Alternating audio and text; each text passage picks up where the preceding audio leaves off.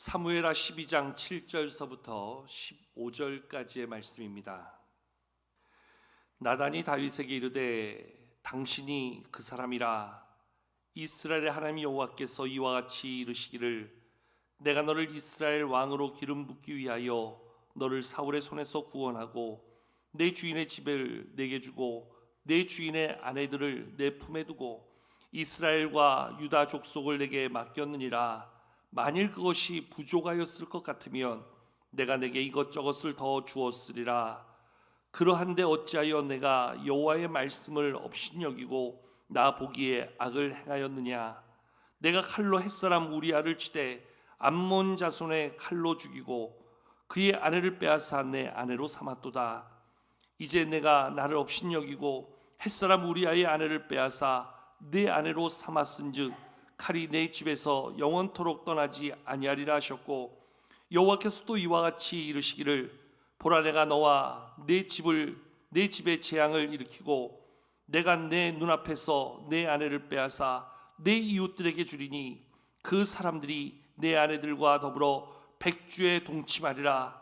너는 은밀히 행하였으나 나는 온 이스라엘 앞에서 백주의 이 일을 행하리라 하셨나이다 하니, 다윗이 나단에게 이르되 내가 여호와께 죄를 범하였노라 하매, 나단이 다윗에게 말하되 여호와께서도 당신의 죄를 사하셨나니 당신이 죽지 아니하려니와 이 일로 말미암아 여호와의 원수가 크게 비방할 거리를 얻게 하셨으니 당신이 낳은 아이가 반드시 죽으리다 하고 나단이 자기 집으로 돌아가니라.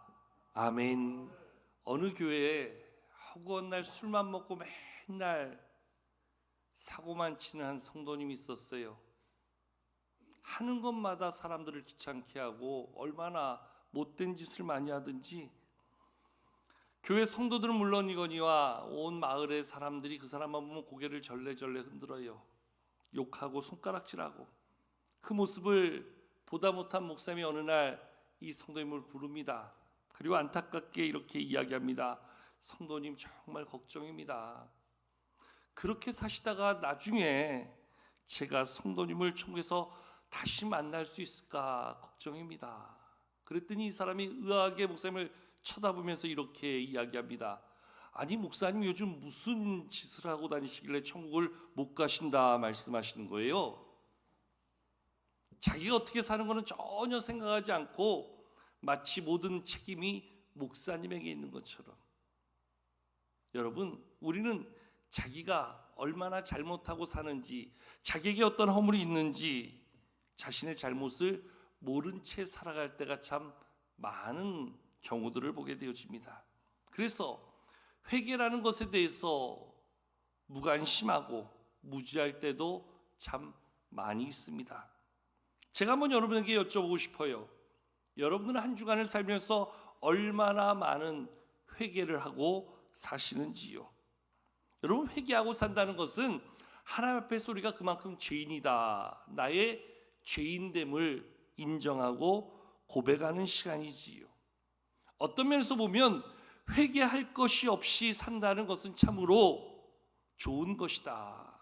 왜냐하면 회개할 것이 없는 거예요. 말 그대로 죄와 무관하게 살 수 있다는 것, 그가 최고의 삶을 사는 사람이라 이야기할 수 있겠지요. 그런데 살아보면서 느끼는 것이 한 주간 동안 살면서 나는 회개할 것이 하나도 없다, 이렇게 말할 수 있는 사람, 장담할 수 있는 사람이 과연 우리 가운데 누가 있겠냐는 거예요.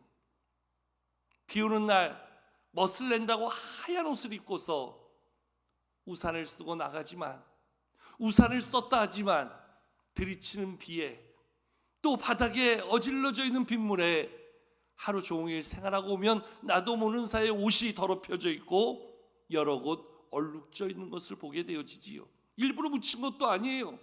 조심한다고 했는데도 환경이 그렇기 때문에 어쩔 수 없이 더럽혀질 수밖에 없는 것처럼 이 죄악된 세상을 살면서 나는 죄와 무관하게 산다, 나는 하나도 더럽혀지지 않았다, 장담할 수 있는 사람 아무도 없다는 거예요. 그런 면에서 보면 오늘 우리는 죄를 짓느냐 안 짓느냐 이것을 이야기하기 앞서서 더 중요한 것이 우리는 죄를 지을 수밖에 없다면 이 죄의 문제를 어떻게 해결해 갈 수 있는가?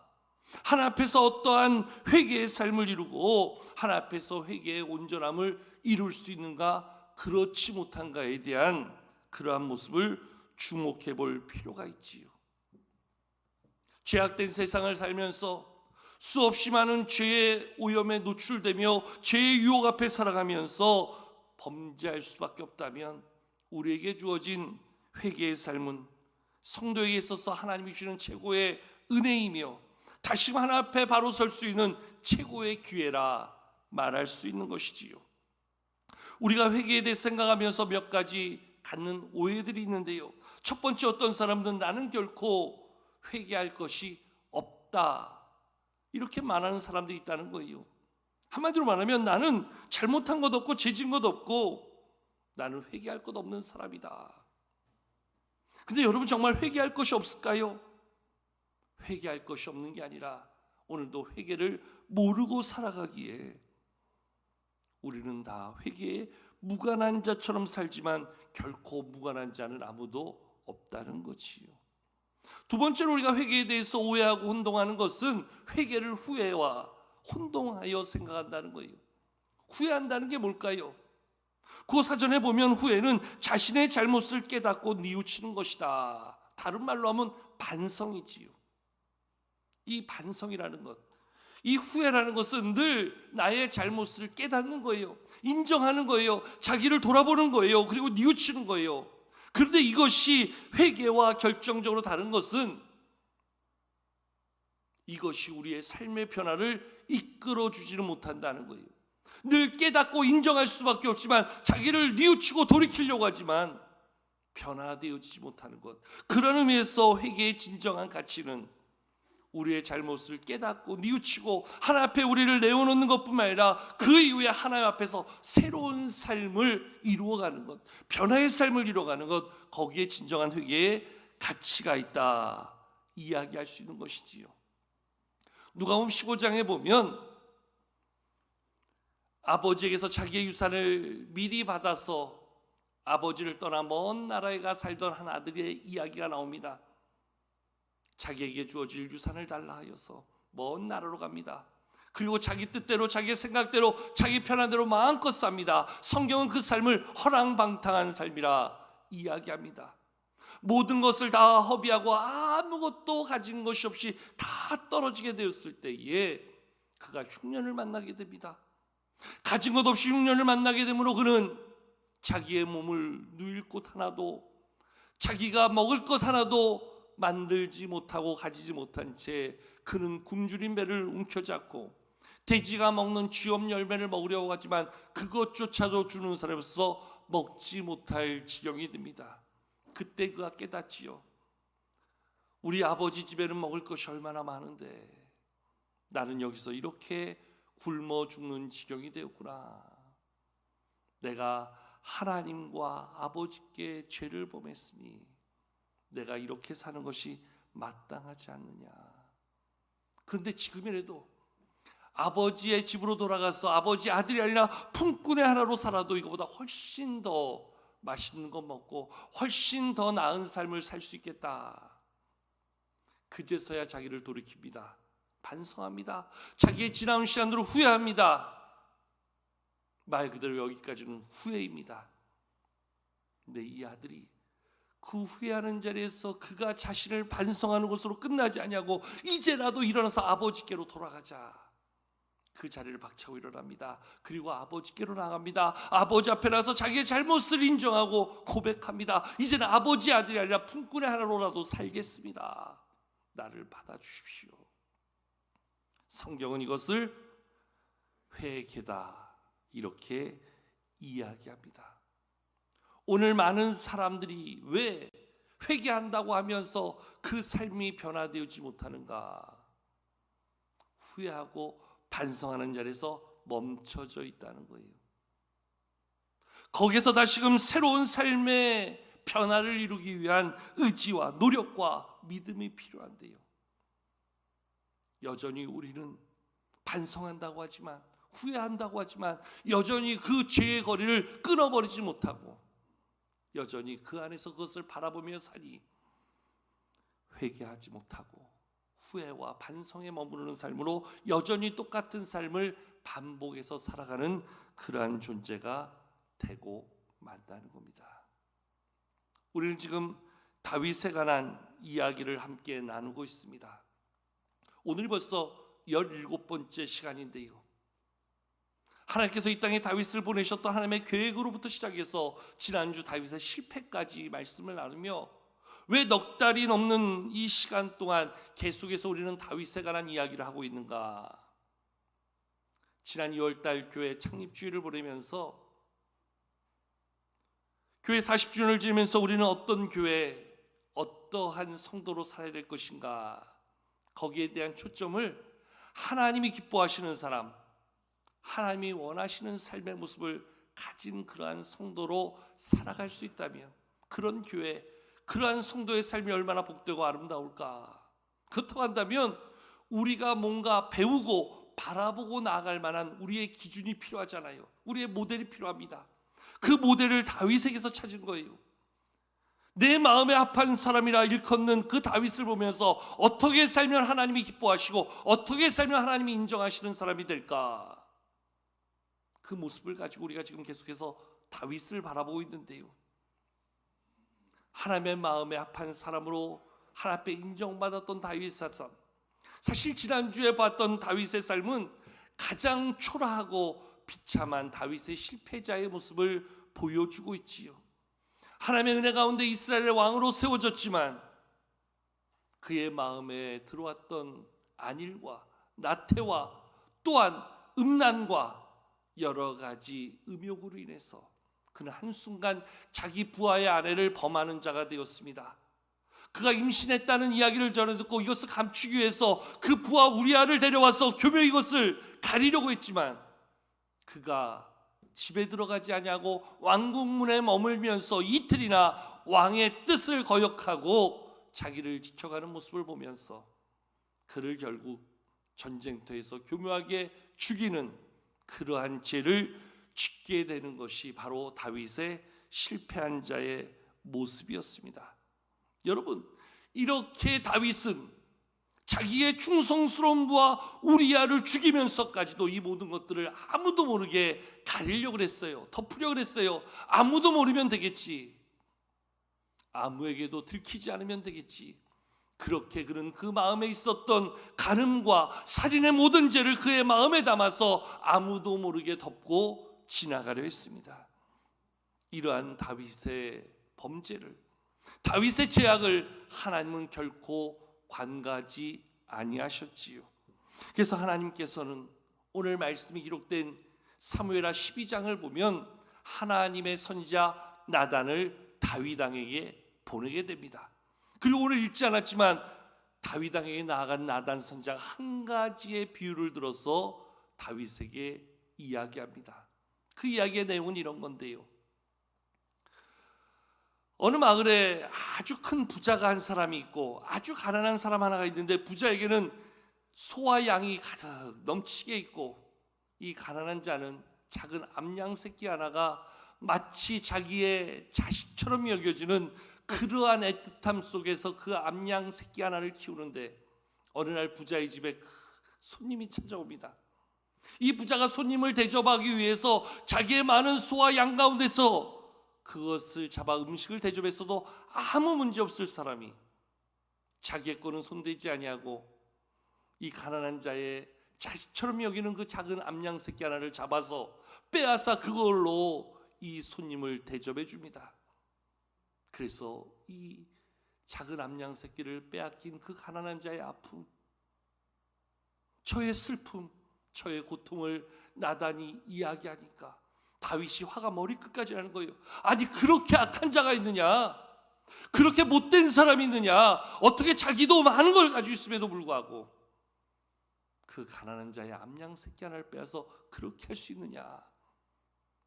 그래서 노발대발 다윗이 화를 내면서 율법에 근거하여 이 암양 새끼를 빼앗긴 자에게 그 4배나 쳐서 그에게 보상을 해주도록 해야 되지 않겠느냐? 혼자 핏대를 올려가서 막 화를 내고 있는 겁니다. 그런데 그러한 다윗 바라보고 있는 선지자 나단이 오늘 말씀이 시작되어지는 자리에서 다윗을 향해서 지금 뭐라고 이야기합니까? 당신이 바로 그 사람입니다. 당신이 지금 바로 그 사람입니다. 그러면서 하나님께서 다윗에게 베푸셨던 은혜가 얼마나 컸었는가 다시 한번 그것을 되짚어 주는데요. 여러분, 그 말씀을 오늘 제가 읽었지만 한번 여러분들이 이러한 의미를 알고 다시 한번 같이 읽었으면 좋겠어요. 오늘 본 말씀 7절과 8절을 같이 한 목소리로 한번 읽어보도록 하겠습니다. 7절과 8절입니다. 시작. 나단이 다윗에게 이르되 당신이 그 사람이라. 이스라엘 하나님 여호와께서 이와 같이 이르시기를 내가 너를 이스라엘 왕으로 기름 붓기 위하여 너를 사울의 손에서 구원하고 내 주인의 집을 내게 주고 내 주인의 아내들을 내 품에 두고 이스라엘과 유다 족속을 내게 맡겼느니라. 만일 그것이 부족하였을 것 같으면 내가 내게 이것저것을 더 주었으리라. 아멘. 이미 하나님께서 너에게 풍족하게 주지 않았느냐? 나라도 주고 너가 이스라엘의 왕으로 가지는 모든 것을 내가 너에게 다 내어주지 않았느냐? 심지어 하나님은 만일 그것이 부족하였을 것 같으면 내가 이것저것 나머지도 더 줄 수 있지 않았겠느냐? 다윗에게 이야기해 주고 있는 겁니다. 그럼에도 불구하고 너는 마치 가난한 자의 그 암양 새끼 하나를 빼앗은 자와 같은 모습으로 너의 그 부하의 아내를 그리고 그 부하의 생명을 너가 빼앗은 자가 되었으니 너가 얼마나 악한 자인 줄 아느냐? 바로 너가 그 사람이다. 하나님은 지금 선지자 나단을 통해서 다윗에게 말씀해 주고 있는 것이지요. 하나님은 다 아셨던 거예요. 하나님은 다 보셨던 거예요. 다윗이 어떠한 악을 행했는지 하나님은 이미 다 알고 있었던 거예요. 오늘 그러한 하나님의 아심을 오늘 말씀 9절이 이렇게 나타내주고 있지요. 우리 9절도 이어서 한번 읽도록 하겠습니다. 9절입니다. 시작. 그러한데 어찌하여 내가 여호와의 말씀을 업신여기고 나 보기에 악을 행하였느냐? 내가 칼로 햇사람 우리아를 치되 암몬 자손의 칼로 죽이고 그의 아내를 빼앗아 내 아내로 삼았도다. 아멘. 한 가정을 무참하게 무너뜨리고 간음과 살인으로 죄를 범한 다윗을 향해서 하나님께서는 나 보기에 너가 악을 행하였도다 말씀해 주고 있는 거예요. 여러분, 다윗이 행한 악은 너무나 선명하지요. 다윗이 지었던 죄는 너무나 분명하지요. 이거는 뭐 어떻게 부정할 수 없고 이건 어떻게 뭐 가릴 수도 없을 만큼 하나님이 아시는 죄가 되었다 이야기합니다. 부하의 아내 그 밧세바를 범하고 그 부하 우리아를 죽였던 그 다윗의 행위는 명백한 죄이지요. 근데 오늘 말씀을 가만히 보면 사실 이것은 죄의 한 결과에 근거할 뿐이고요. 진정한 다윗의 죄가 무엇이었는가? 그보다 선행되어진 근본적인 다윗의 죄가 있음을 말씀은 폭로해 주고 있는데요. 여러분, 다시 한번 오늘 9절 말씀을 한번 보실까요? 9절 말씀을 한번 다시 한번 읽겠습니다. 시작. 그러한데 어찌하여 내가 여호와의 말씀을 업신여기고 나 보기에 악을 행하였느냐? 아멘. 여기 지금 뭐라고 되어 있습니까? 어찌하여 너가 여호와의 말씀을 업신여겼느냐? 말씀해 주고 있지요. 이와 같은 내용이 10절에서 다시 한번 언급되어집니다. 10절을 보시면 이제 내가 나를 업신여기고 이렇게 말씀해 주고 있어요. 다윗은 한마디로 하나님의 이름을 업신여기고 하나님을 업신여겼다 이야기합니다.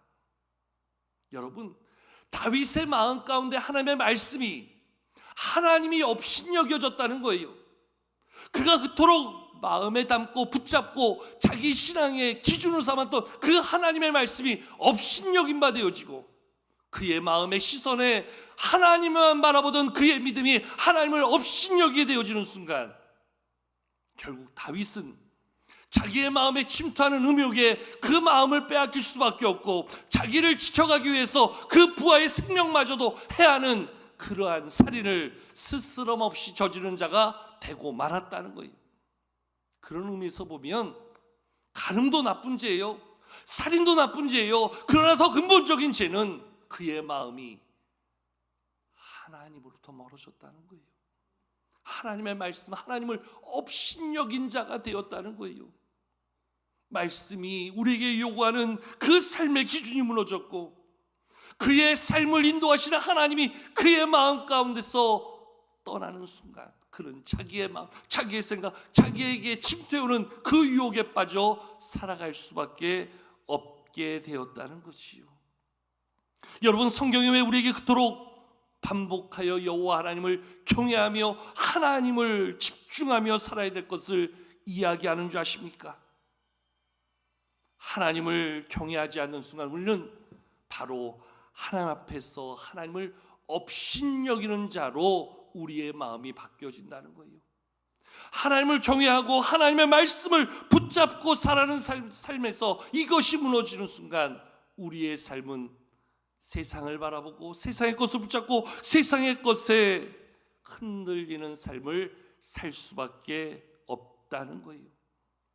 다윗이 하나님을 잊고 방종할 때에 그의 마음에 침투한 그 죄를 다스리지 못하고 그 죄에 넘어지는 자가 될 수밖에 없었다는 거예요. 그런 면에서 보면 다윗은 하나님의 이름을 경외하지 못하고 업신여기며 하나님 자신을 경외하지 못하고 업신여기는 삶의 자리에서부터 그의 무너짐은 시작되었다 이야기할 수 있는 것이지요. 오늘 제가 여러분에게 여쭤보고 싶습니다. 여러분들 얼마나 하나님을 경외하시는지요? 얼마나 하나님의 말씀을 붙잡고 사시는지요? 얼마나 여러분들의 믿음을 하나님 앞에 바로 세워가며 살아가려고 하시는지요?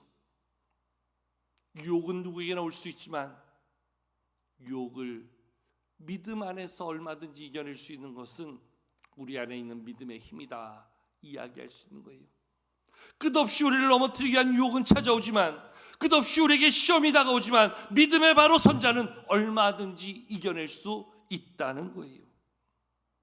안타깝게도 다윗은 근본적인 하나님과의 관계가 무너지니까 저의 삶은 무너지는 자의 삶, 범죄한 삶이 될 수밖에 없다는 것이지요. 그러면서 오늘 이 시간 우리는 무엇보다 우리의 마음에 다시금 하나님께 집중하는, 하나님을 경외하고 하나님의 말씀을 붙잡고 나가는 믿음의 온전함이 이루어질 수 있도록, 그 믿음의 온전함 앞에 다시 설 수 있는 마음의 새로운 결단과 소망이 있어야 될 줄로 믿습니다. 하나님, 내 마음, 내 시선에 하나님을 향한 마음, 하나님의 말씀으로 충만케 하여 주시옵소서. 이 믿음이 있는 자가 넘어지지 않는 자, 온전한 믿음의 삶을 행하는 자가 될 줄로 믿습니다. 여러분, 선지자 나단이 다윗을 찾아와서 다윗의 죄를 폭로합니다.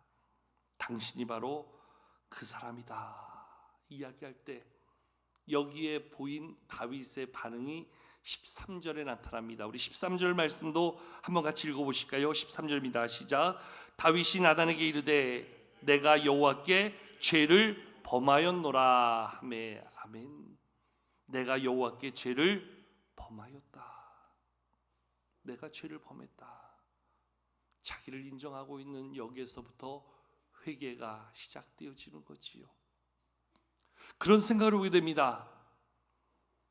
다윗의 죄를 폭로하는 나단을 바라보면서 다윗이 그것을 덮기 위해서 나단까지도 죽였다면 어떻게 됐을까? 자기를 가리기 위해서 나단도 죽일 수 있지 않았겠어요? 그런데 하나님의 말씀으로 그에게 찾아와 경고하는 나단 선지자 앞에 이제 더 이상 그것을 감추는 자가 아니라 자기를 꺼내어 하나님 앞에 엎드리는 자가 되었다.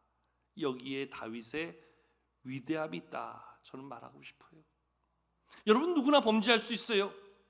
누구나 죄에 노출될 수 있어요. 누구나 실패하고 누구나 허물을 가지고 살 수 있어요. 그러나 오늘도 하나님의 말씀이 내게 부딪혀 나의 죄를 지적하고 나의 허물과 연약함을 꺼내놓을 때 무릎 꿇을 수 있는 자, 자기의 죄를 고백할 수 있는 자, 자기의 연약함과 실패를 앞에 내어놓고 다시금 하나님 앞에 그 용서의 은혜를 구하는 자, 오늘 다윗이 거기서부터 다시금 하나님 앞에 설 수 있었다 이야기하지요. 근데 여러분, 회개한다는 것이 얼마나 힘든 것일까요? 우리는 회개를 참 쉽게 생각합니다. 내가 잘못했어, 인정하는 거. 내가 하나님 앞에서 죄를 지었어, 인정하는 거.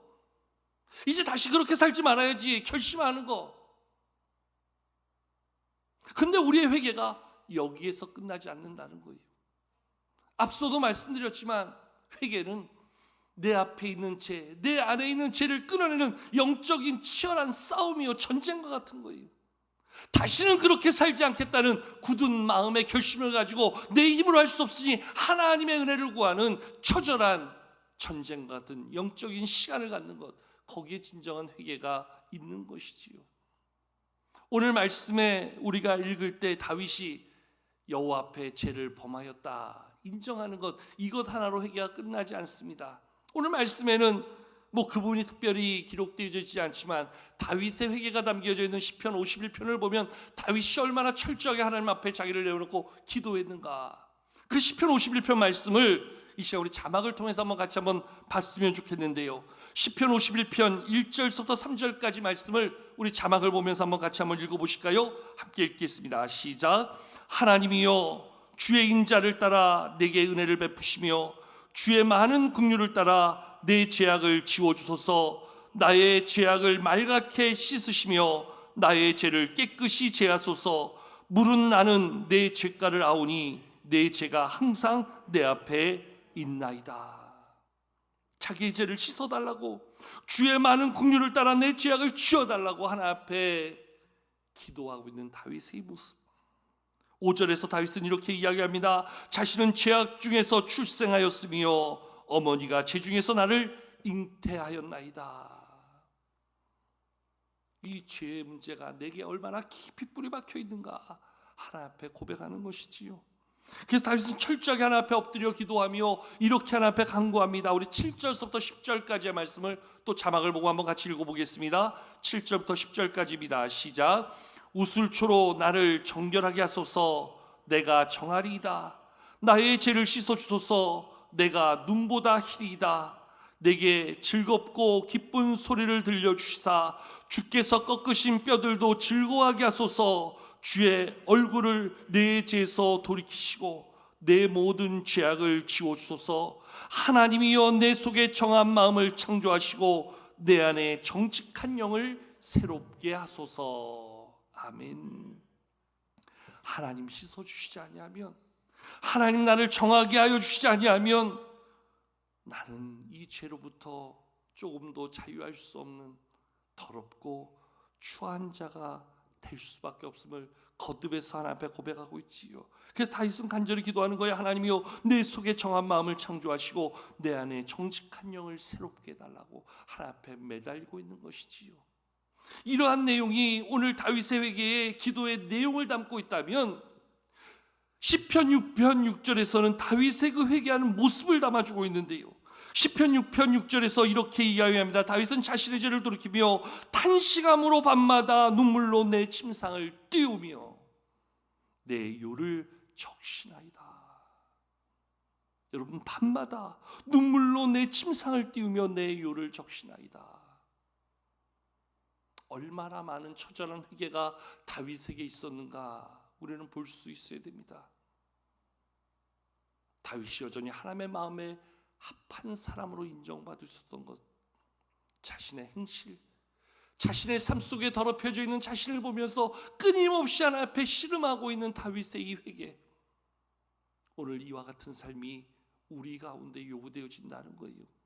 그렇다고 한다면 왜 다윗은 이렇게 철저하게 하나님 앞에 무릎 꿇고 회개하였을까요? 가만히 보면 다윗은 알았던 것 같아요. 죄로 인하여 더럽혀지고 무너진 삶의 자리, 하나님 앞에서 그 마지막 결과가 어떠할지를 다윗은 알았던 것 같아요. 사울을 보면서, 똑같이 하나님 앞에 선택받고 기름 부음 받아 이스라엘의 왕이 됐던 사울이 하나님 앞에서 멀어지고 하나님이 떠난 그 사울이 어떠한 말로를 맞게 되었는가를 보면서 다윗도 두려웠던 것이요. 하나님 앞에 기름 부음 받고 이스라엘 왕이 됐고 부족한 것 없이 하나님이 다 채우셨는데 하나님의 말씀을 업신여기고 하나님을 업신여기다가 그 마음에 침투한 유혹으로 무너져버린 자신의 삶, 이제 그 끝이 어떻게 될지를 알게 되니까 이 죄를 씻어내기 위해서 다윗이 얼마나 처절하게 몸부림쳤는가. 여러분, 이런 시간 가져보셨는지요? 이런 회개를 해보셨는지요? 이러한 회개로 하나님 앞에 새로워지기 위하여 몸부림쳐 보셨는지요? 왜 하나님은 내게 은혜 주지 않냐고 내 삶을 돌아봐 주지 않는다고 그저 하소연하고 원망하면서 우리 안에 있는 이 죄의 문제를 해결하려고 몸부림치는 시간 가져보지 아니하셨는지요? 감사한 것은 우리가 하나님 앞에 우리를 내어놓고 나아가고 우리의 죄를 고백할 때 하나님 우리를 거절하시는 분이 아니라 다시금 우리 안에 하나님의 그 사랑으로 우리를 품어주신다. 요한일서 1장 9절에서 우리 하나님은 약속해 주신다는 거예요. 요한일서 1장 9절을 보십시오. 만일 우리가 우리의 죄를 자백하면 그는 미쁘시고 의로우사 우리 죄를 사하시며 우리를 모든 불의에서 깨끗하게 하실 것이라 약속해 주고 있는 거예요. 어떠한 잘못, 어떠한 죄악, 어떠한 허물 가운데 나왔던지 간에 오늘도 하나님의 은혜를 구하며 하나님 앞에 다시금 그 정결을 구하고 나아가는 모든 자를 우리 하나님은 깨끗하게 하여 주실 것이다, 사여 주실 것이다 약속해 주고 있는 거예요. 오늘 이 시간 이 자리가 하나님 앞에서 다시 한번 정결을 덧입는, 하나님 앞에서 다시 한번 새로워질 수 있는 그러한 변화의 시간, 그러한 온전함의 자리가 될 수 있기를 축복합니다.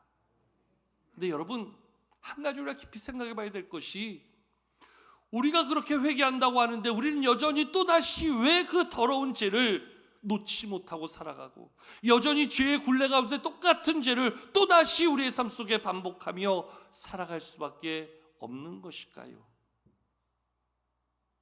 거기에 이유를 두 가지로 생각해 볼 수 있는데요. 첫 번째는 우리의 회개가 아까 말한 것처럼 후회와 반성에서 멈춰진다는 거예요. 이제 그것을 끊어내버리려고 하는 그러한 철저한 몸부림이 우리 가운데 이루어지지 않고 있다는 거예요. 잠언 26장 11절은 말씀합니다. 개가 그 토한 것을 도로 먹는 것 같이 미련한 자는 그 미련한 것을 거듭 행하느니라. 개가 토한 것을 다시 먹는다는 거예요. 그게 미련한 자의 모습이라는 거예요. 우리가 볼 때 그러한 개를 보면 얼마나 답답합니까? 저런 멍청한 개 같으니 지가 토한 것을 지가 다시 먹고 있으니. 그런데 하나님이 우리를 보실 때 우리가 그렇게 산다는 거예요.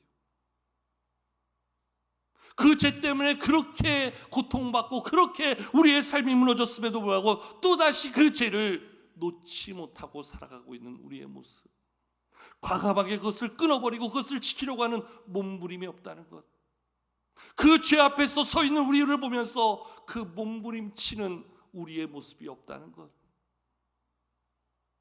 윤동주 시인의 서시 잘 아시지요?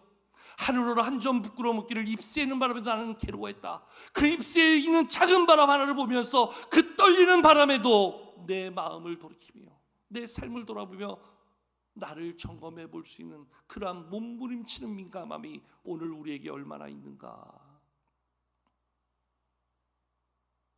교회 문을 나서는 순간 다시금 그렇게 살고 다시금 그런 모습으로 살아갈 수밖에 없는 우리의 모습이 마치 개가 토한 것을 다시 먹는 미련한 자의 그 미련한 모습을 거듭 행하고 있는 것은 아닌가. 우리 자신을 돌아봐야 한다는 거예요. 더욱이 죄의 그 쓴뿌리가 우리 안에 얼마나 깊이 박혀 있는지 여간 결단해서 우리의 의지로 이것을 이겨내기가 쉽지 않다는 거예요. 그래서 오늘 우리가 보았던 다윗의 그 간절한 기도처럼 내 속에 정한 마음을 창조하시고 내 안에 정직한 영을 새롭게 달라고, 하나님의 영으로 나를 붙들어 달라고, 하나님의 은혜 안에 나를 온전히 지켜달라고